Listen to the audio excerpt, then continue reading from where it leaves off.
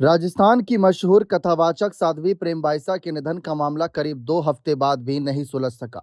Police अब तक यह स्पष्ट नहीं कर पाई है कि साध्वी के निधन स्वाभाविक थी या इसके पीछे कोई साजिश। इसी बीच एक नया खुलासा हुआ कि निधन के 3-4 घंटे बाद साध्वी के पिता के कहने पर उनकी इंस्टाग्राम आईडी से पोस्ट अपलोड की गई थी। पोस्ट अपलोड करने वाले युवक तक पुलिस पहुंची।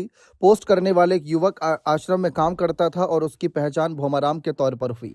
उसने पुलिस की पूछताछ में बताया कि पिता के कहने पर ही निधन के कुछ घंटों बाद साध्वी के इंस्टाग्राम आईडी से उसने पोस्ट की थी। पुलिस साध्वी के पिता ब्रह्मनाथ से सघन पूछताछ कर रही है क्योंकि इस केस में नए खुलासे हो रहे हैं। इंस्टाग्राम पोस्ट में साध्वी ने अग्नि परीक्षा देने की बात कही थी। दरअसल पोस्ट में लिखा गया कि मैंने 25 वर्ष की उम्र तक ब्रह्मचर्य का पालन किया, मुझे जबरन बदनाम किया जा रहा है, संत समाज से गुजारिश है कि मेरी अग्नि परीक्षा लें।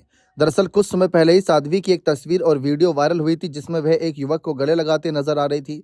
इसके बाद से वह काफी तनाव में थी। पुलिस यह भी जांच कर रही है कि क्या साध्वी किसी तरीके के एंटीबायोटिक या मानसिक परेशानी की वजह से दवाइयों का डोज तो नहीं ले रही थी। एसआईटी के अनुसार मामले की गहन जांच जारी है और आश्रम से जुड़े व्यक्ति भोमाराम के बयान दर्ज कर लिए गए। भोमाराम ने स्वीकार किया कि 28 जनवरी की रात करीब 9:30 बजे उसने साध्वी की आईडी से पोस्ट डाली थी। उसने बताया कि वह उसी दिन दिल्ली जाने की तैयारी में था। तभी शाम 6:52 पर उसने साध्वी के पिता ब्रह्मनाथ का फोन आया और उनके कहने पर ही ये सब किया था। भोमाराम का कहना है कि पिता के कहने पर ही उसने पोस्ट की। जांच में सामने आया कि आश्रम के कामकाज से लेकर साध्वी की संपत्तियों की निगरानी पिता ही किया करते थे। पुलिस संपत्ति वाले एंगल से भी जांच कर रहे हैं।